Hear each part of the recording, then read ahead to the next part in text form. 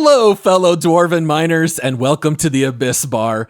Make sure to go see Lloyd because we've ordered a round of Oily Oaf Brew, and then give it your best shot at the Barrel Hoop and the Jetty Boot, because today we're deep diving Deep Rock Galactic. Rockin' Stone. Rock and Stone! There it is. Rock and Stone! A little delayed, but I'll take it. All right, this is the Multiplayer Gaming Podcast, very soon rebranding to the Video Gamers Podcast. I am your host, Paul, and my two dwarven brothers are with me. Coming up first, he is the Employee of the Month because he got a broken back after carrying the entire mission on his shoulders. It's Josh. People couldn't see, but I was pointing myself the whole time. I don't know if you guys ever noticed, but I love the Employee of the Month plaque that you can see at the bar. It's so great. Oh, yeah. All right, and then joining Josh and me, you can find him at the Jukebox, playing his favorite metal, disco, hard rock, classical, jazz, country, and techno songs. It's Ryan. Well, I got to drink my sorrows away from watching Josh carry us, so. Oh boy. All right, guys, before we jump into our deep dive, we do need to give a shout out to a new Patreon supporter. This is always my favorite thing to do. We have a new supporter who goes by the name Centurion, and they signed up with rare status. And we also saw on our Discord server that they suffered quite the work injury and got 6 stitches to the fingers. Ooh. So we appreciate the support and want to wish a quick and swift recovery to Centurion. Get better. Yes.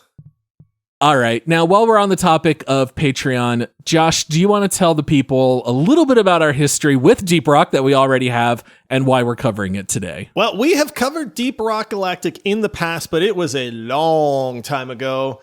And it, people loved it. I know we've actually had a few listeners that said, hey, I found you through that episode. One of our listeners, Kiitaclyzm, said, you know what? I really think that you guys would love it if you went back to it. They've made a lot of changes. They've made a lot of improvements to it. I think it's a new experience, and I really want you to check it out again. So Kiitaclyzm went legendary and said, this is my pick. And we said, all right, it's time to go back to the mines. We are diving back into Deep Rock Galactic. We've played all together a good bit, which is great because I love any excuse to play games with you two fine gentlemen. But that's why we are returning to Hoxus to dive back into Deep Rock Galactic. Yeah. Dude, we played it in 2020. I didn't realize, Josh, it was right when the game released. So it was actually in early access a couple years. We played version 1.0. Now we are returning in season 4. And then Ryan, this was your first time playing Deep Rock Galactic, right? Absolute first introduction to all the Rockin' Stone. And now it's part of your daily lexicon, right? Absolutely. Yeah, Kiitaclyzm said that they have over 1,200 hours in this game. They were very excited to pick it for us. And they also very kindly gave us a little bit of a write-up to help us understand what had been added in the last 3 years, which was really handy. Which is super helpful, by the way. Thank you for that. Yes. And famously, when we did our first deep dive back in 2020, when Todd was still our host of the show, he made multiple reference to this game having gnomes, which was very funny. Josh and I had to jump in and clarify that gnomes and dwarves are actually very distinct races. Yeah. Come on. Be a D&D nerd with the rest of us. You took that from me. I listened to the episode and I was going to do a callback for Todd. I was going to call him gnomes. There you go. Well, Kiitaclyzm put in the lineup or in the write-up, and FYI, they have not added gnomes since 1.0. So Kiitaclyzm also had to have the callback to the gnome comment, which is great. All right. And then Ryan, do you mind doing a little bit of a shameless plug? Tell the people how they can help support our show with ratings and reviews. I am never beyond a shameless plug. So everybody, if you can get on, give us the 5 stars, hit that like and subscribe like everybody always says, but go on there, give us the 5 stars. I know you can leave reviews on Apple, so get on Apple, leave us that amazing, stupendous, wonderful review. Get on there and do what you got to do for us. It will really, really help us out. We love the reviews, and then you get a chance for us to read it on the podcast. Yeah. Josh has said many times the first thing he does every morning is check for reviews. And the last few days, he's been a little sad. It's been a week or two since we've gotten a new review, and I Don't still make check Josh sad. faithfully every single morning. Every single morning, I wake up excited, and then I see that there's no new reviews, and I get a little sad. So Yeah. if you want to bring some joy to my day in particular, then leave us a review. All right. Well, guys, these alien eggs aren't going to collect themselves. Let's jump in the drop pod. Let's deep dive Deep Rock Galactic. Slap them dice, Paul! All right. We always start out each deep dive by reading a description of the game from Steam. Deep Rock Galactic is a 1 to 4 player co-op first-person shooter featuring badass space dwarves, 100% destructible environments, procedurally generated caves, and endless hordes of alien monsters. All right, so like I mentioned a little bit ago, we are currently playing in Season 4, which is Critical Corruption. It's got like the lithophage corruptors, all that jazz. Josh, I do think we need to kind of start from the very beginning, just in case any of our listeners don't really know what this game is. How would you describe it to someone who's never played? Deep Rock Galactic is a co-op, mission-based mining shooter dwarf culture simulator. Right? That's the perfect mix Wordsmith. there. That's pretty spot Wordsmith on right there. Yeah. Beautifully right on described. brand. Oh man. I mean that's really it is intended to be a co-op game. I know that you can play this game solo. I do not think that this game would be anything as remotely close solo as it is in the multiplayer experience. But yeah, you are a group of rowdy dwarves who are space miners. You get these missions to go to these different planets and areas. And your missions are crazy things like abducting alien eggs or sabotaging other dwarving mining companies or just mining. Sometimes you just got to simply mine stuff. You've always got a mission that you need to do. You have a submission that gets you bonus points and extra materials and stuff like that. You go in, you do your mission. You got to get out alive. There are a lot of bugs that show up because you're on their planet. You shoot them, you shoot your friends. Hilariousness happens. Maybe Ryan misses catching the escape pod by 5 seconds because he's shooting everything instead of running. I'm just saying, but yeah, that's the kind of stuff that happens in this game. Okay. I remember when we did our first deep dive that one of the reviews someone left is that this game is just Starship Troopers inside the mines of Moria. Yeah, that's kind of perfect. It really is a good. That is a perfect mashup right there. Yeah, the dev team said that they were heavily inspired by Left 4 Dead. They loved the idea of 4-player co-op. And by the way, I gotta say, we don't have enough 4-player co-op games. I really love when you have that available. And they wanted it to be a little bit more of a simplistic graphical nature of the game. So they tried to make it look a little more like Minecraft because they knew it would be easier to release future content. And so that's kind of what you have is like the aesthetic of Minecraft with the gameplay of Left 4 Dead. That's kind of what we have here. All right, now let's talk a little bit about the lobby, because as weird as this might sound, when I think back on Deep Rock, the very first thing that comes to mind, for me at least, is the lobby. So basically, before you're going to actually go out on one of these missions, whoever is the host, everyone joins their lobby. And there's actually quite a bit you can do in there. What are some of the things that stand out to you guys in the lobby? I love the lobby. It's the lobby best. is so great, man. The lobby sets the tone for this game.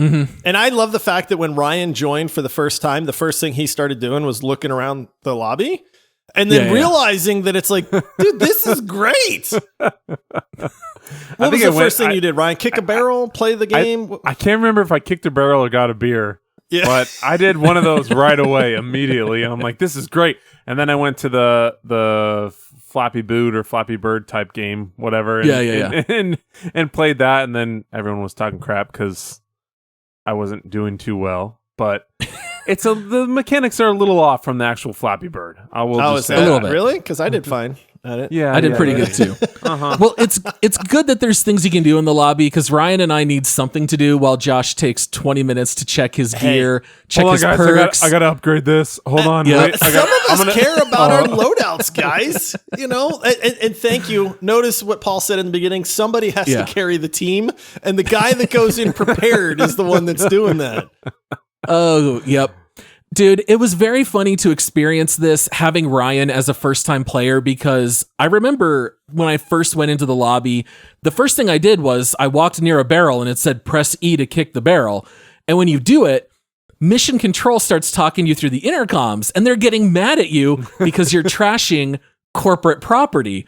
And so they're telling you like, please stop kicking the barrels into the bay, or, whatever they say. Please don't kick the barrels into the launch bay. Barrels and launch thrusters do not mix.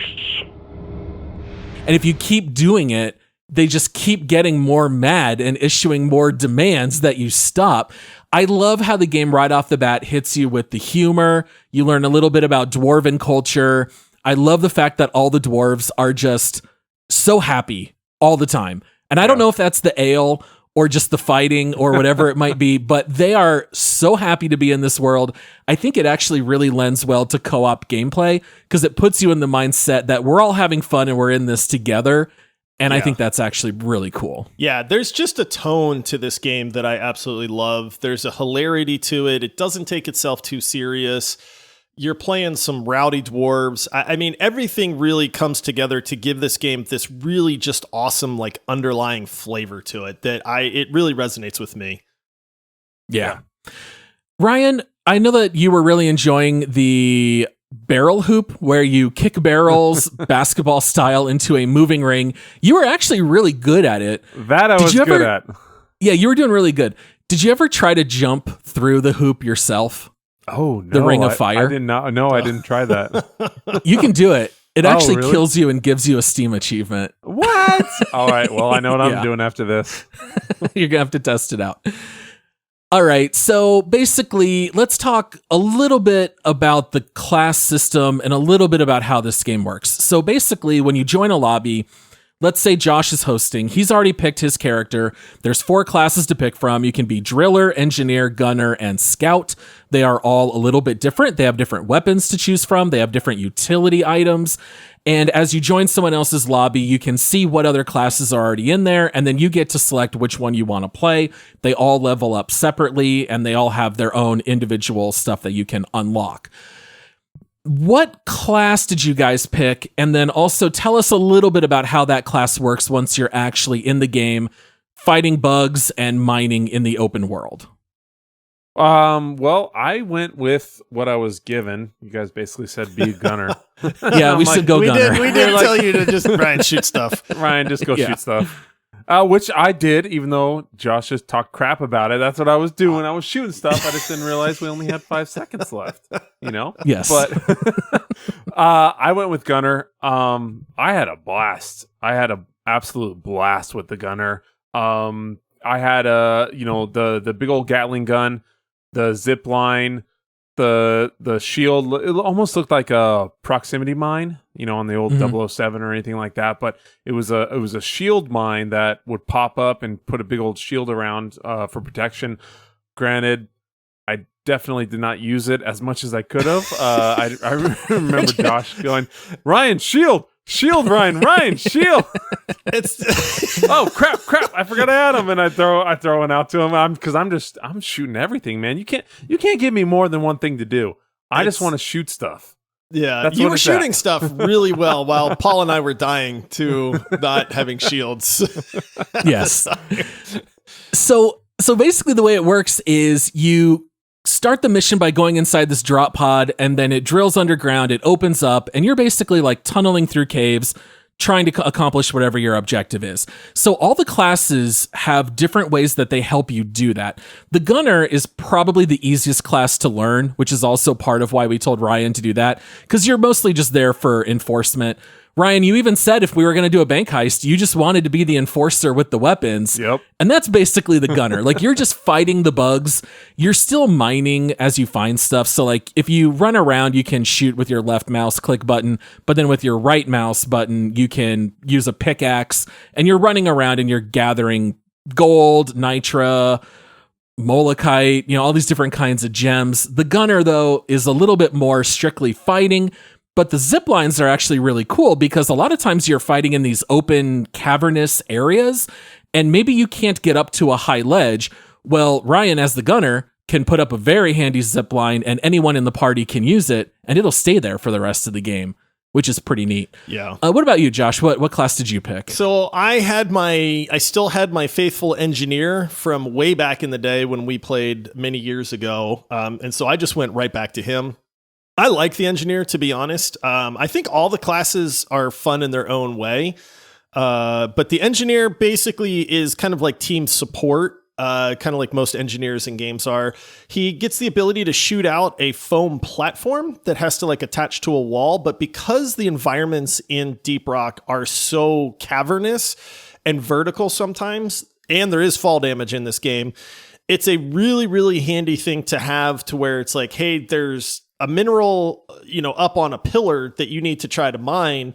How are we going to get up this pillar? And it's like the engineer can put these foam platforms on there so you can stand on them while you're mining. They help absorb fall damage, so a well-timed one could help save somebody's life and that kind of stuff. The other ability they get are sentry turrets, which in this game are phenomenal because the bugs and really the monsters that you encounter, they climb on the ceiling, they climb on the walls, they come out of nowhere. And the sentry turrets do a phenomenal job of just alerting you as to where things are coming from, which honestly to me is better than just the amount of damage they do. So much more that it's, hey, there's bugs behind you. And then you go, oh, okay, well, we got to clear these out now. So that's like the two main things. They get a grenade launcher. They get some heavy weaponry that they can use. But yeah, I like the engineer, man. I will say, I feel like when it's compared to the driller and the zip lines, from the other two classes, that it's the foam platforms are very niche in how well you can use them. Mm-hmm. But when you need one, it's really nice to have. Yeah, that is very true. So I also stuck with my original class, which was the driller. They are not necessarily the best fighters, but they do have really good utility. So normally if you're trying to tunnel through the ground or through a wall, you're taking your pickaxe and you're knocking out one little chunk of the wall at a time. Well, the driller has a primary weapon which does AoE damage. It either does like fire or ice or like a corrosive sludge, things like that. But then you also have the utility of pulling out these massive drills that you wear on your hands, and you just push your hands forward and very quickly at normal walking speed tunnel your way through walls, the ground, and you can also angle it. So sometimes it's like, well, we got to get up to that high edge. We're on cooldown right now, and I can just always pull out a drill, kind of aim up in the air and kind of create my own, stairwell, if you will, like up to another ledge. It's also very handy for a quick getaway because whenever you finish a mission, you always have to work your way back to the drop pod in order to extract. Meanwhile, there are new enemies spawning, more stuff happening. The driller is nice because you see a little icon that says, like 130 meters behind all of this stone is the drop pod. And instead of walking 4 miles around how we got there, I can just beeline it right back to the extraction, which is not the best for combat, but it makes for a very easy extraction. Yeah. The driller is the person that you always want with you on the way out, at least. Yeah, honestly, it's like if I had to say what's the one class that you need, the driller is it.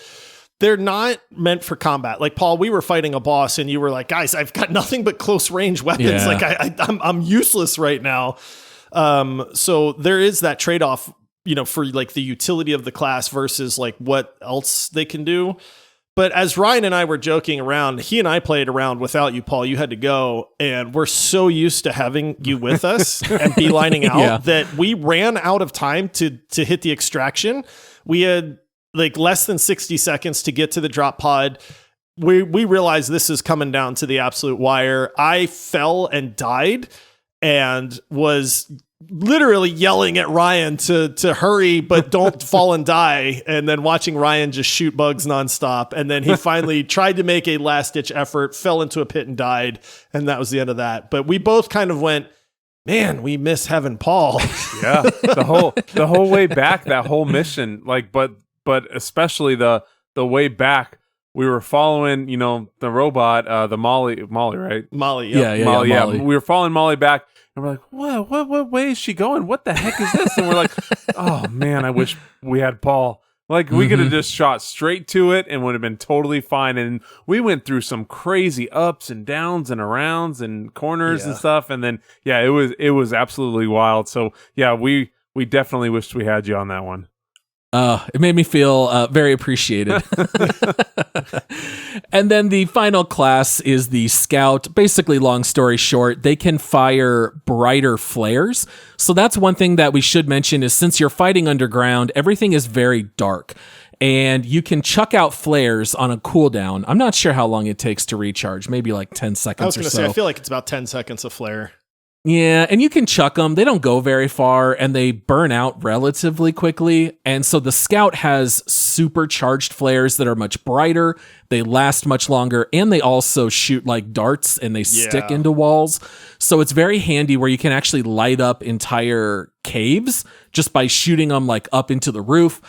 And they also have a one-person grapple hook. Now, do you guys like the flare system in this game? Like, do you think it's a feature or do you find it to be a nuisance? Where do you kind of land on that continuum? I thought it was something that was, I mean, it'd be obviously easier if you didn't have to deal with the flare system and things were kind of illuminated throughout the cavern as you went. But I thought it was neat the way you had to continuously put them through the areas and then they would occasionally burn out when you went back through, you know. So I personally, I know it was more work, but I liked it. Yeah, it was always funny to see like the graveyard of flares. Yeah. You'd always see like 30 burned out flares in this area. Yeah. It's weird because my initial thought is I don't like it, but then it gives you something to do while you're running around in that big dark cave. Yeah. And so it's like part of me is trying to chuck the flare up on a ledge and I'm trying to light up this corner over here and I'm trying to do that. And then I ran out of flares. So now I'm running through the dark and it's adding to the suspense and all that. So it's like, it feels like a chore to me. But then when I think about it, I'm like, I think it's good that it's actually in the game because it adds that element. I really like it a lot because it makes perfect sense. It wouldn't make any sense if these caves were lit up. Yeah, exactly. The only thing I would say is if they could make the flares last like 30 to 40% longer, I don't think they would be a nuisance at all. And it would only purely be a feature, but they don't last terribly long, which is a little bit of a bummer. All right, well, we are going to take our first break here, and then we're going to come back and talk a little bit about the assignment board and mission types and progression, how all that stuff works.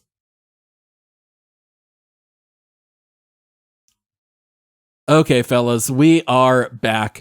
So we broke down a little bit of the classes. The last thing I'll say to kind of wrap a bow in that conversation is that you can absolutely beat any mission with any combination of classes.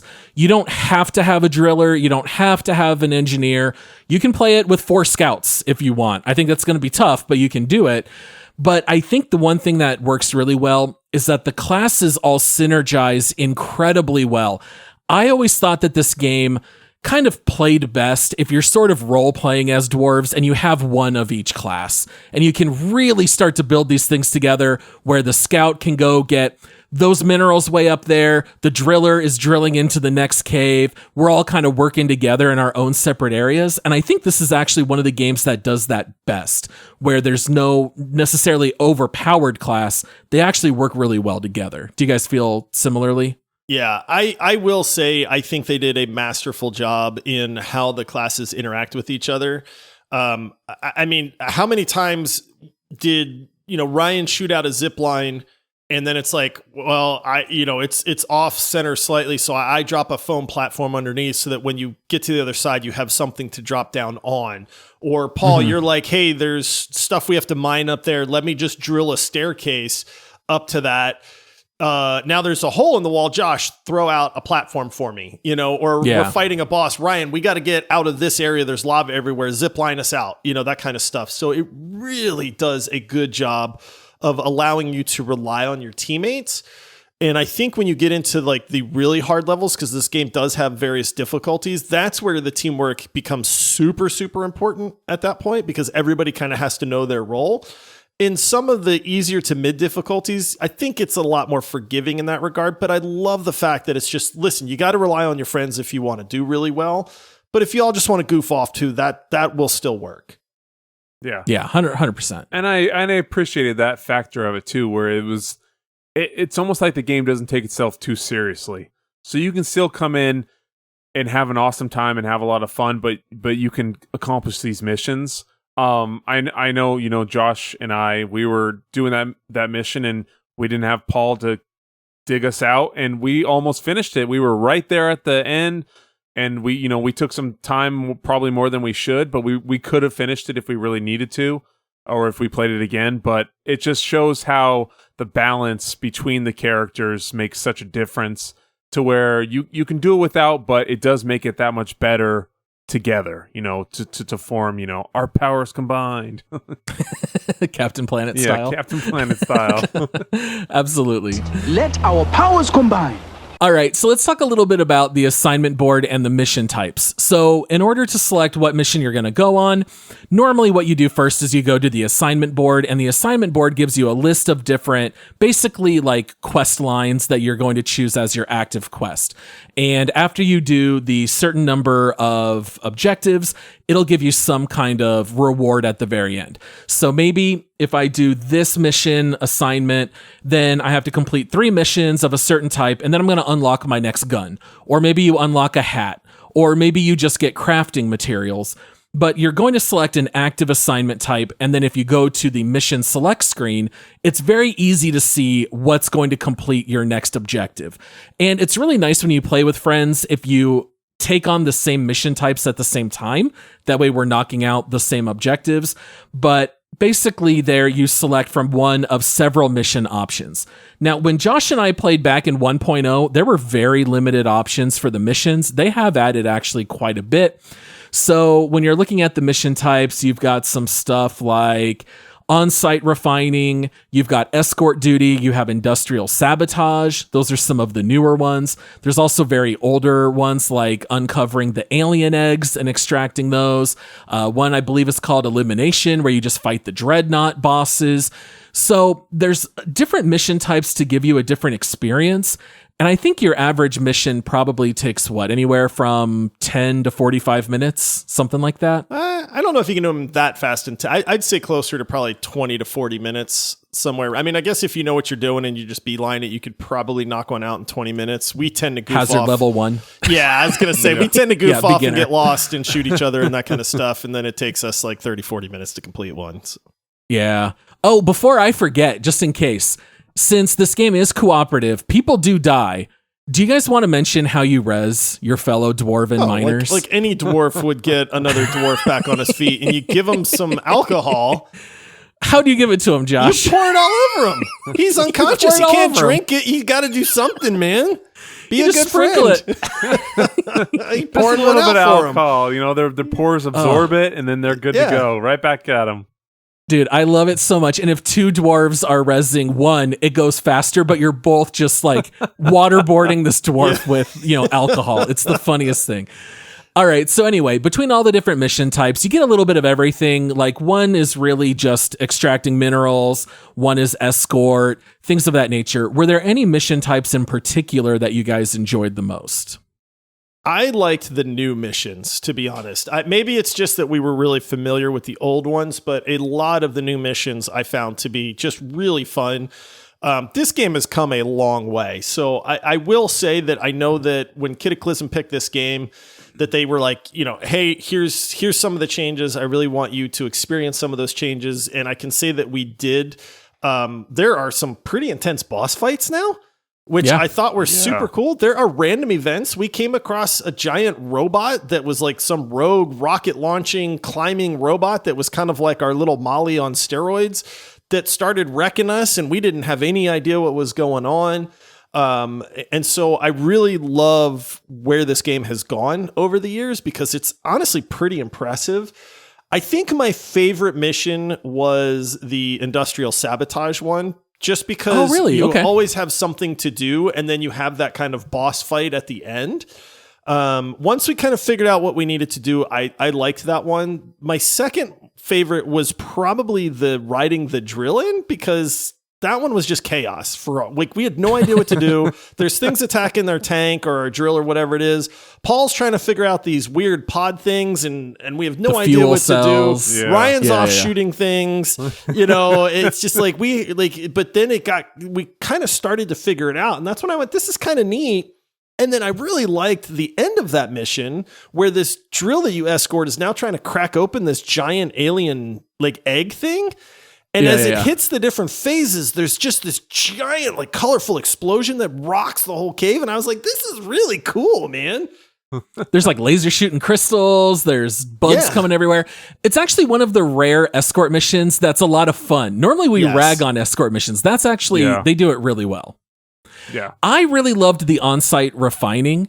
So this actually kind of like built in a little bit of satisfactory mechanics, which is kind of funny. So that's where you have this refinery and it's got 3 pipelines and you have to go discover where these pools of liquid morkite are. And then you basically start building pipelines from the refinery down to the pools. But then once you turn the machine on, they tell you this noise is going to draw out all the monsters. And periodically, they will damage parts of your pipeline and start spewing morkite out. And so you have to constantly run around and repair the pipeline where it's broken and keep it running. But you also get to grind like Tony Hawk style. The rail grinding was so cool, man.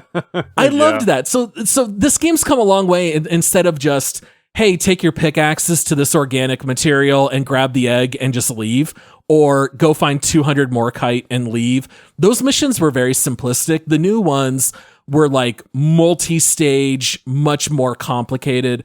I liked it quite a bit. Well, I loved how we were like, okay, here's the pump. How the heck are we going to get this down to this thing? And we're trying to figure out which way to go around, and we got to bring it down. We're like, I was like, all right, guys, it's up here. There's one's up here, and I shot a zip line, and then we're like, wait, how are we going to get over this cavern? I was like, well, that won't work. So we had to circle it back around and go down below, and we're like, Paul, dig out this cavern. Come on, hurry up. And so, I love those ones as well. That was a blast. Yeah, I think some of the mission options are really, really good. I feel like they've really stepped it up with the later ones compared to earlier. All right, so let's maybe just flesh out the combat a little bit more. I would say the combat is relatively chaotic. I wouldn't say it's as chaotic as something like Broforce, for example, where you can blow up the ground underneath your friends and they're going to immediately die. But this game does have friendly fire. And especially when you play someone like the Driller, if you're using like a flamethrower, it's very easy to start burning your dwarven friends. And they will... Oh, and they yell hilarious voice lines. Yeah. But I would just say it's a lot of like, there's small bugs that you basically like 1 or 2 tap and they die. But then you have other really big glyphids, I think they're called, where they have like soft spots that do more damage, but they're doing elemental damage to you. Like, how did you guys feel about all those different mechanics? Is there enough that you would say the game has good combat? I just want to say Paul is being very kind. I shot both of these little dinguses more than you can imagine. And then their characters would yell back at me like relentlessly, because I got this Gatling gun with like 1,700 bullets, and I'm just like, I'm gonna kill every freaking spider in this whole cavern. And then they would run by, and I'd be like, and just mow them down. Hey, get off me! So at one point, I yelled at Ryan because you do fight like enemy robots and drones and stuff. I beelined right on you. I aimed my crosshairs right on you. You're like, stop shooting me! It took me a second to realize, like, I thought I was getting shot by a drone, and I looked down, and Ryan is just Gatling gunning, just standing down on this ledge, just straight at me, just lighting me up, man. And I was like, what the heck? And I looked down, and I realized it's Ryan. I'm like, Ryan, quit shooting me! And then he's like, oh, is that you? Listen, I'm new, okay? Come on. Yeah. Well, and they've added some new mechanics. So like one of the things we discovered is you could shoot these little flying robots. When they got damaged, they'd fall, but then you could hack it and it would become your pet and fight with you. And Josh kept yelling at us because Ryan and I would keep shooting his pet. And he's like, that's mine, guys. Stop shooting it. Bunch of bloodthirsty dwarves running around, man. If it moves, it dies. Yeah. Yeah, I think combat, I'll be honest, man, combat in this game, I think it is good for what it needs to be. It's good enough. It is good enough. Yeah. I won't go and say it's amazing, but I do like that it gets very frantic. You do get different weapons. You can earn weapons. I was harassing you guys because I was like, guys, we got to get this green stuff. I got to get this new weapon that I've unlocked. So you do get weapon progression. You can actually add mods to your weapons that give you bigger magazines, or they shoot faster, or it changes kind of how they fire and things like that too. So there is actually a good bit of customization to your loadout. You can get different grenades and things like that. In the beginning, when we played years ago, the monster variety was slim to none. I will say that they've improved that a lot. Now you don't know if you're going to be fighting flying robot drones or giant flying insect creatures or little skittery ones that blow up on you and stuff like that. So I think that they've done a really good job adding enemy variety. All that said, the combat, you're not playing this game for the combat alone. You're playing the game and doing the combat because of the chaos it creates and then the environment that you are now in, if that makes sense. Like, your buddies are dying. I can't count how many times I had to res both of you guys and save the day, from you both getting killed and things like that. Taking out the boss single-handedly, that kind of stuff, But no, it really does. The combat in this game adds a layer that is very much needed, and it is satisfactory. I just wouldn't say I think the combat's like super on point or tight or something like that. Yeah, this isn't the gunplay from Destiny 2 or something like that, but They do get clever and creative. So even some of the newer stuff, you have to shoot a certain substance on a certain type of armored enemy and then peel away the armor, and then you can actually shoot the inside. So they've added little twists like that do add a lot of variety. They've also added more ranged stuff. I feel like it was not very often that we were being shot from range, but they sometimes, like in certain missions, they'll spawn these sniper sentries. Oh, those things are annoying. Such a pain in the butt, but I liked the fact that you had to pay attention to it. I mean, they wouldn't one-shot you, but they'll take out your shields and, they can do some heavy damage. But I do think that they've done a lot to improve the combat. I would have said in the past it was like a C-, and now I would say it's like a solid B. Yeah. I think the combat's come a long way. I agree. The enemy variety, the weapons, the boss fights especially for me are what really kicked it up a notch versus when we played a long time ago. And I like the fact that, we would still see new monster types after, 10 new missions that we've done. Now there's one that can pick you up and carry you off, or there's a web one that's, cling to a wall, or you really have to be aware. I don't know if this is a detriment necessarily. Maybe it is, but it's like sometimes you're getting spit at by various bugs and you don't know where they are because the ceiling is dark. Yeah. And then it's like, what is hitting me? Like, something is shooting me. And then you're looking around everywhere. And then finally you realize that it's a bug that's up on a dark ceiling that's been spitting at you for the last 4 minutes. And you finally realized it was up there. If only we had a scout with us. Yeah, true. That's probably the benefit there.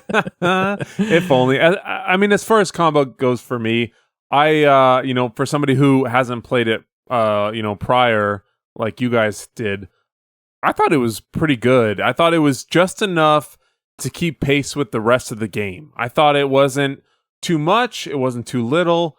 It just kind of kept on pace with everything else. It was fun. It was interactive. I loved the parts where we had to shoot the legs to open up the other parts of the boss. I love the parts where we had to, shoot the different monsters that were coming in, when we were trying to accomplish this last objective. So I thought it was enough. Wasn't amazing, but it wasn't bad. So it just kept pace with the game. I thought it was great, and I enjoyed it. Yeah. So we talked a little bit about how you choose your assignment, which is your active quest, and you do that to unlock certain gear. But there's also a lot of other forms of progression. It's not just through assignments. I mean, this game, you get milestone achievements, which give you perk points. You spend those on upgrades that you use on all of your characters. They have where if you level a certain class up to 25, you promote them in a prestige system. And then I would say maybe most importantly, maybe what Deep Rock Galactic's biggest legacy is the fact that they have a battle pass, which costs nothing. $0. Nothing. Completely free. Yes. And not only that, if you miss out on a previous season, guess what? It's all still available for you to get that loot later. So if you want to work your way through and earn those cosmetic rewards, they're there. This is a game that delivers you free new seasonal content with a free battle pass, and you don't pay any extra. This is kind of like, I think most people think of Terraria and Deep Rock Galactic as these two games that you pay up front, and it just keeps paying off over time because they're going to give you more and more and more and more. I guess you could also put No Man's Sky into that category. Yeah. Some of these games that they just give you so much bang for your buck, and Deep Rock is right there with them. Yep. Absolutely. Yeah, they just keep the content coming. I mean, it's been years since we played. This game feels like it's easily 3 times as large as it was back then. We didn't have to pay for DLC. We didn't have to buy anything. We literally just reinstalled the game and bam, there was everything new that had happened over the last 2 or 3 years or whatever it was. And just waiting for us to try out. Including the space beach party theme in the lobby Yeah. with inflatables, beach balls, palm trees. I tell you that all while you're in space. That's the best lobby of any game by far. I think so too. Oh, it was amazing. I spent more time. I would hop in with my son. He's 7 now, as a couple days ago. We'd come in and he's like, I want to play that one game, Dad. And we'd run over, we'd kick the barrel, we would go and play the Flappy Bird game and go around. He's like, give me a beer. And I'm like, hold on, buddy. Hold on. Oh, I love it. So how do you guys feel about playing this game long term? Because when we did our first deep dive, I said that my biggest issue is that after you've played each mission type like 7 or 8 times, I felt like it was really dragging after that. I kind of felt like, what am I really playing the game at this point for? There's really no carrot to keep doing it. There's not enough mission types. Now, 3 years later, Josh, do you feel like the game's more replayable than it used to be? Because I absolutely think it is. I 100% agree. I know that I think I had kind of the same context as you before. I think I was always a little bit higher on Deep Rock than you were, but you definitely were like, dude, I hit the wall. We've done all the missions. We've seen all the stuff there is. Like, why am I playing this at this point? Let's just go on to something else. Now, I think that they have enough variety in the mission types, in the progression paths, in the perks, in the weapon unlocks. At the assignment board, you can get these personal missions that unlock new types of missions or new weapons or new cosmetics, or you just get a ton of resources because you need to spend those to buy new weapons and things like that. I think the progression loop is insanely better than what it was back then. And there were still systems, because none of us have promoted a character. Like, they have a forge, they have overdrive systems and some of this stuff that honestly we don't know about, that's in the higher levels of the game for people that have played for hundreds of hours.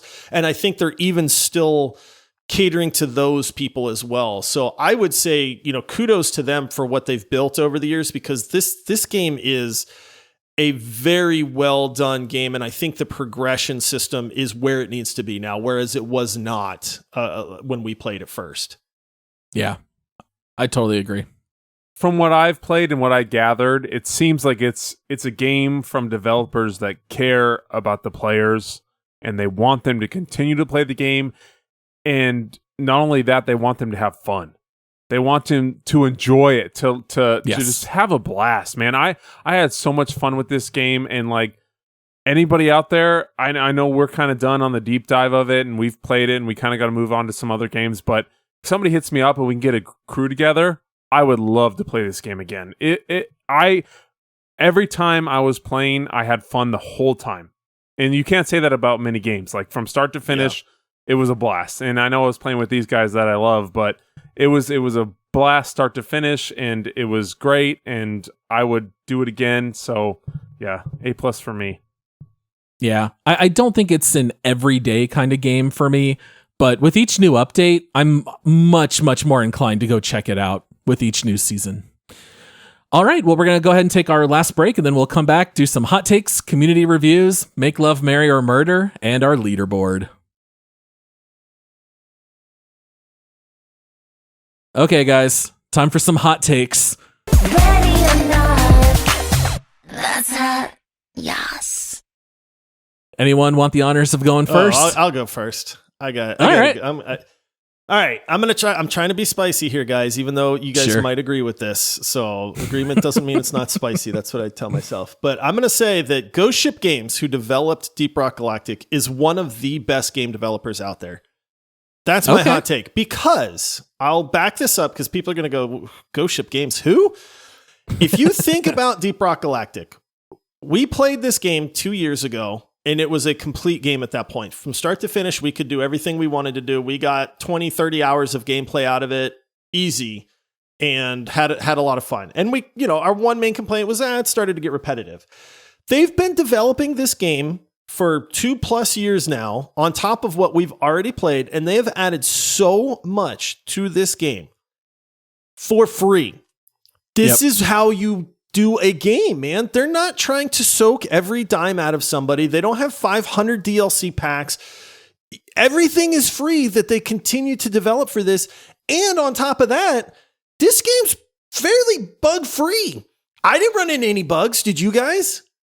Not a single one. Yeah, I mean, and so it plays well. It's optimized. Are the graphics maybe? I mean, they're fine for what the game is. They're not bad graphics by any means. Like they kind of lean into a certain art style and it works. But like, I can't think of a game where the developer has made this such a passion project and made it so good. Other games that come to mind, Stardew Valley, right? Like that was made by like one dude.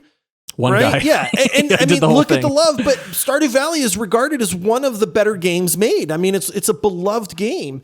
So when I look at this and I think this developer has done everything that they need to do, I think that's how you develop games. It should be kind of the gold standard for people to develop games this way. So for me, Ghost Ship Games, even though not many people have heard of you, you're one of the best out there. Well, we kind of recently talked about how Larian Studios has gained so much reputation through games like Divinity Original Sin 2 and of course now Baldur's Gate 3 because they're just delivering good games at a fair price. Ghost Ship Games on their own website, they say, "We believe in fair deals, equal partnerships, full transparency, and consumer-friendly business models. If people are happy to buy your game, you know you're on the right track." Yeah. Like these are just people who, yes, they run a business, they have to be concerned about the finances, but they also love games and you can feel it. Yep. There's a difference when you play a game like this or you play the Rockstar GTA Trilogy Remastered, where you can tell this is literally just a money grab and it looks and plays terrible. You can tell the complete difference. Absolutely. What about you, Ryan? What's your hot take? My hot take for this is I think that this is a criminally underrated game. Yeah. I think that for someone who is, I mean, I would consider myself a gamer. I play lots of video games. I buy lots of video games. For me to have not played this prior to us doing it together is just ridiculous. I had so much fun playing this game. So the hype is not there. The media, the everything is not there. This game should be a lot more out in the stratosphere than it is. Had you heard in my about opinion. it before we mentioned it? No. Not even at knew all. the name, right? See, Not and e- that's part of the point Yeah. right there.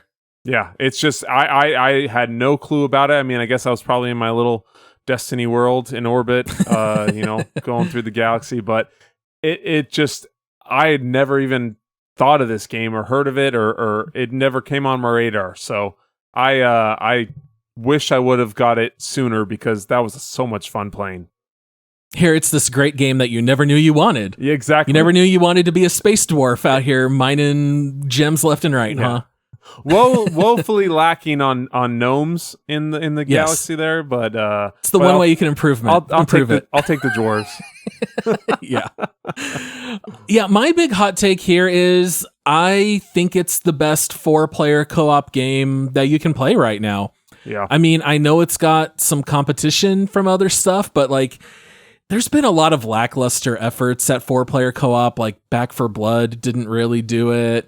I think this one does it best. I think the atmosphere is fun, and I think it has also led to a really pleasant community.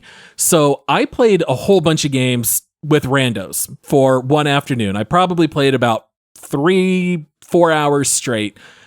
And they have added so many new things to this game that I started playing one game. I just dropped in halfway through, and my screen kept blinking low oxygen, and I kept dying. And I'm like, how do I get oxygen? Am I too deep in this cave? So I'm like climbing higher, but I'm still suffocating. They must have rezzed me 7 or 8 times in a row within like 4 minutes, and no one was blasting me. Finally, I just start typing in chat, guys, I haven't played in 2 years. I don't know what I'm doing. Why do I keep dying from oxygen? And they're like, oh, welcome back to Deep Rock. Yeah, stand near the mule and you'll get more oxygen. I'm like, oh, thanks so much. Oh, nice. Can you imagine hopping into like Overwatch and being like, hey guys, how does Genji's ult work? I would troll you so hard, Paul. You'd get flamed. It's true. I had this experience a long time ago. I did kind of the same thing, and I joined some super high level group. These guys were all, masters at Deep Rock Galactic, and the same exact thing happened to me. I died 20 times. They rezzed me every single time. Gave me an attaboy, a pat on the back. No toxicity at all. This is one of the better game communities out there. This also sounds a little goofy, but if you press V, your character will like emote and yell lines, and they are all positive teamwork phrases. And when I was playing, because when the three of us are on, we're in voice comms, we're not really using the emotes because we're actually talking. But every time I played with randos, as soon as any one person hit V, everyone is mashing the V button for the next 3 minutes, where we're all, if you don't rock and stone, you're not coming home. And you get all these different voice lines, which is so funny. I feel like the community of Deep Rock is actually extraordinarily pleasant. And as someone who still plays Overwatch on a daily basis, it was very refreshing to be in a different community. It really is. All right. Well, Josh, I think you've got some community reviews for us. I do. We always give some various opinions on these games, so you don't have to just take our word for it, and you can kind of get an idea of what some of the good and some of the bad is. Since this game is on Steam, that's where we went to pull some of these. So first review is recommended 466 hours on record. And it says, imagine paying less money for infinitely more content than most games deliver in their entire lifespan. Imagine a company supporting a game for years after its launch. Imagine premium cosmetics being the only paid DLC in the game, and even those are dwarfed, literally, by the cosmetics that you can get in the game for free. Imagine a developer truly caring for its fans and the games that they create, all while delivering one of the best co-op games I've played since Left 4 Dead. I was happy knowing that Redigit seems to love Terraria just as much as I do, and I never thought I'd see another developer show such respect and love for their game. Luckily, I was wrong, and I will happily continue to be wrong so long as Ghost Ship Games have me. As long as they have me. Seriously, buy this game. I've bought dinners more expensive than this game, all to have far less fun. Dang. Yeah, cancel one DoorDash order and pick up Deep Rock, and you're going to get at least 20 hours and even very possibly 100 plus. That's like a movie trailer on like the greatest game ever. It's like in in a world where the game. Imagine a developer that cares. Imagine a world. All right, this next one is not recommended. 7.5 hours on record. I'm confused as to why this game is overwhelmingly highly rated. It's definitely not a bad game, but I feel like the rating is misleading. I've only put 7 hours into it, including an hour of kicking barrels into a flying circle, and I eerily feel like I put in at least 30 hours. It's fun to hang out and mine with your friends for a few rounds, but it quickly gets repetitive, and there wasn't enough of a grip from the leveling system to keep me coming back for more.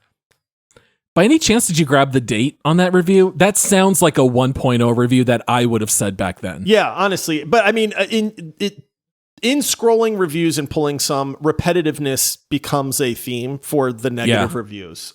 This game's not buggy. It's optimized well. You can't be mad at the developer for battle passes and all this stuff that people get mad about nowadays. So the negative reviews are just, hey, here's something that I didn't like about the game itself. And they tend to just be that it gets repetitive. So, all right, this next one is recommended 1,555 hours on record. Jeez. Deep Rock Galactic is like if going to work was fun. You wake up, select your mission, drink your drinks, embark, mine, shoot bugs, say something racist about elves, and unquestioningly sell your labor to your underpaying, under-equipping capitalist overlords. Rock and stone. Do it again and again and again. What I've heard negative reviews describe as a repetitive grind personally felt like a satisfactory climb to me. I had well over 1,000 hours before things started to feel repetitive to me. There's simply far too many biomes, mission types, loadouts for that to happen right off the bat. There's always something new to try out, some new achievement to get, or some challenge to overcome. So perfect counterpoint to the people that say this gets repetitive. This person saying that feeds me. Yeah. What percentage of the reviews do you think said Rock and Stone? Oh, every single one of them, honestly. 100%. Go scroll through, man. And I was like, I was going to pull one, but then I'm like, I really want to give people like an idea about the game, and me just yelling Rock and Stone probably doesn't do that. Rock and Stone! I would have laughed if you said I have 4 reviews and all 4 were just Rock and Stone. Yeah. All right. And then this last one is not recommended. 4.5 hours on record. I think you might be seeing a difference here in the time played. Not feeling this game after playing it with friends a few times. There's quite a lot to do, but it feels like a job. The sense of progression is pretty slow. I've put 4 hours into the game already, and I've barely accomplished anything while sticking to one character most of the time.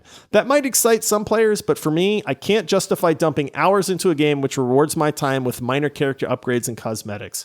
My ultimate criticism is this game lacks substance. You run around, find a thing, retrieve it, then leave, all while occasionally killing some enemies. That's the loop. You're basically an online grocery shopper, except replace all other customers with hostile monsters. And instead of real money, you get fake money that you can use to buy a mustache. That also screams to me like 1.0 review. I will say, if anyone out there is listening and you haven't played Deep Rock in a long time and you think you don't like it, I would highly encourage you to check it out again, because so much has been added.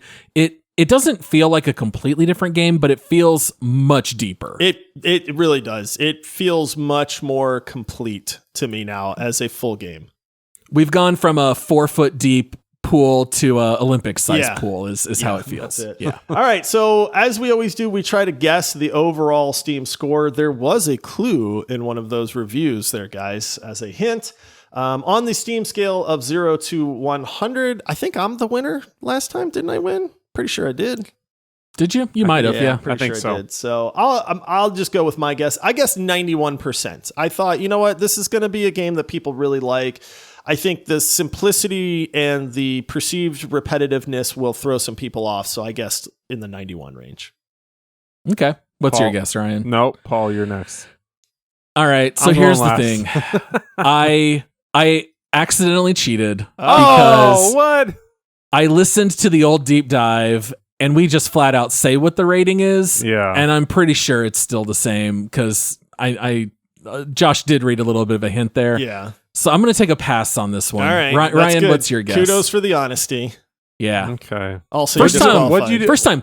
3.5 years of doing this. This is the very first time I accidentally ran across the Steam score. So what did you do, Josh? What was yours? I said 91. So you either go one over or you go one under, man. I'm going 90. You going 90? I'm going you guessed 90. wrong. You have chosen poorly. Oh no. It is 97%. What? 97% on Steam, overwhelmingly positive, and I don't have That it in front of me, tracks. but that was at least 120,000 reviews as well. So this is not like just a few reviews and people loved it kind of thing. So kudos to Very Deep Rock beloved. Galactic right there for that. All right, I guess that lets me intro this next segment since I'm the back-to-back champ. Yeah. Let's insert those 5 credits to get that jukebox going. Here we go. Hey, Molly, get over here and let me make a deposit. Oh dear. Yeah. Why you These guys are looking at me always the funny? worst That's because I come up with the best pickup lines, but I can't ever read them because I never win. yeah, loser. Get good. Yeah. Get All right, good, scrub. so this is where we rate the game on our scale of make love, marry, or murder. Murder is don't play this game. It's not worth your time or money. Make love. Hey, this game might be up your alley, might be worth the price, worth checking out maybe. Marry is this is an absolute must play. I recommend this to everybody. The game just stands above most others out there. I'll be honest, I don't remember what I gave this game back in the day, but I can tell you for me, as of now, this is an easy marry for me at this point. I feel like this is it's not a different game. It's just such a vastly improved experience now.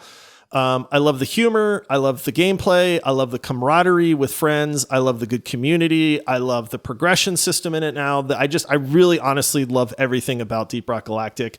I've always recommended this game to people that want a co-op experience, and that has not changed. What has changed is my opinion of this game. Since playing it again, I'm really glad that Kiitaclyzm asked us to go back to it, because now I can really just super encourage people to pick it up and play it. Whereas before I'm like, I mean, yeah, most people would probably like it, but now it's an absolute Mary for me.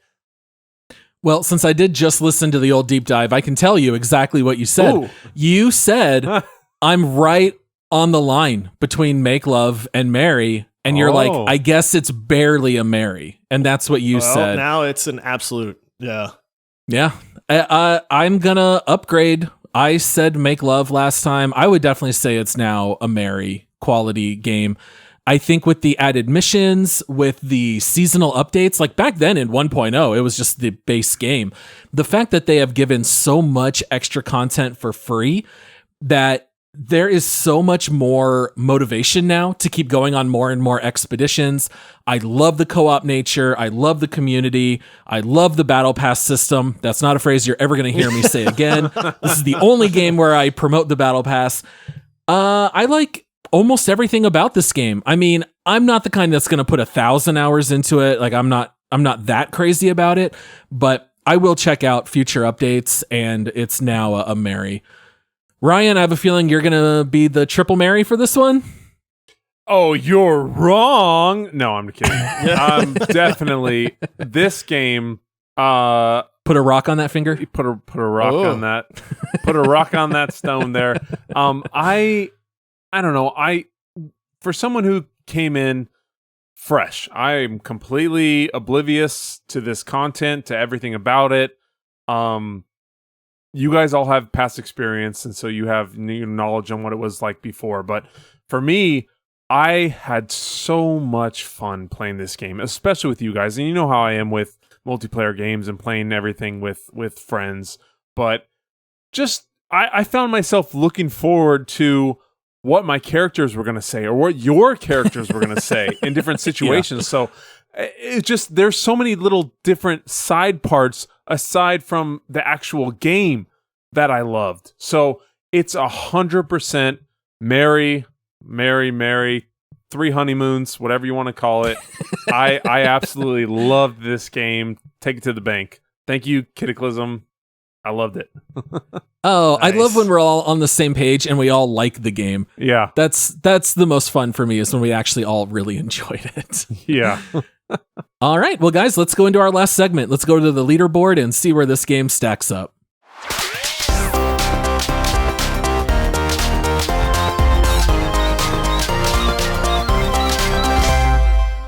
All right, so guys, this is actually our last game that we're placing on the leaderboard as the multiplayer gaming podcast. When we in 2 weeks, when we switch over to the new format, we have to move into individual leaderboards. So this is actually our last one as a 3-man consensus. If this is the first time you've heard us talk about the leaderboard, every single game that we have done a deep dive episode on, we have on our website, multiplayerpodcast.com.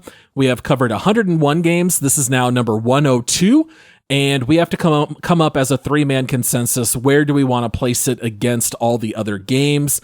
We've got some stuff on here like Apex Legends at 8, Call of Duty Warzone at 20, Risk of Rain 2 at 28. I don't think we need to go any further down, but we've got like Final Fantasy 16 at 36. And all the way down at the bottom, don't worry, we still have Battlefield 2042 where it belongs, holding up the end of the line at number 102 after today, I'm assuming. Get in the dumpster. It's consistent, if nothing else. Yeah. Consistently garbage. So currently Deep Rock, we won't have 102 games. We already covered it. So Deep Rock is currently sitting at number 39, and I think it definitely needs to jump up. Yeah, I agree 100%. I started looking at the leaderboard and thought, man, where does this go? I don't think it's in the upper 20s for me. At this point, we've covered so many incredible games that like 1 through 20 are just absolutely phenomenal. For me, I think it's right in, and this is very, very high praise, but I think it's in the mid to late 20s. Mid to late being the mid to latter Yes, 20s, like yes, 26, correct. Yeah, like the high 27, somewhere 20s. around there. Yeah, 25-ish. I would put it somewhere in the 26 to 28 range, personally, but anywhere from 20. Oh man, I could even see putting it at 20, honestly. So I'm in that range. Somewhere in the 20s. Yeah. What about you, Ryan? Yeah. I know you've played every single one of our deep dive games, so Yeah. Well, obviously. Hello. That's why I'm here. Of course. But I have played definitely these ones in the 20s. So, man, I'm probably close to Josh with that. I would think, 2023, just after Halo Infinite probably seems like a good spot.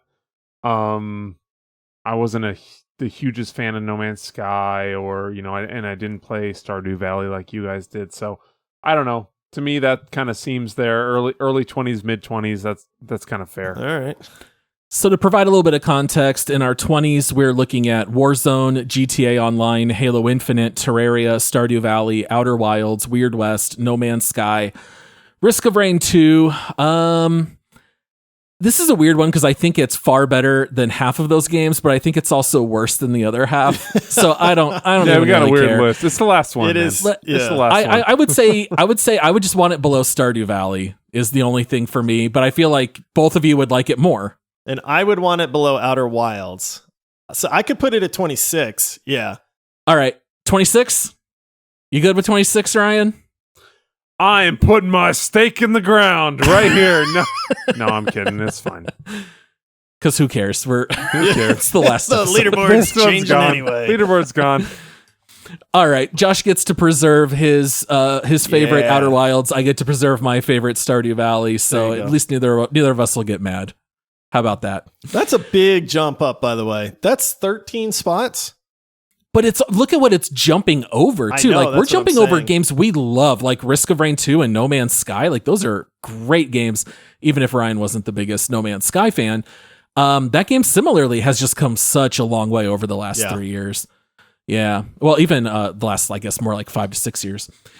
All right. Well, we want to say once again a very special thank you to Kiitaclyzm for going legendary and having us return to Deep Rock Galactic. Make sure to follow our podcast. That way you'll get all of our episodes moving forward. We are going to be releasing new content on Fridays. We don't want you guys to miss anything. Also, make sure to head over to multiplayersquad.com to sign up for some great perks. You'll get a shout out on the show. You'll get all our episodes ad free and a day early. So much great stuff like that. Thank you to everyone for listening. I think we're all done with this episode. You guys have anything else to add, or we're good to go? Rockin' Stone! Rockin' Stone. Until next time, happy gaming. Have a good one, fellas. All right. See you, everybody.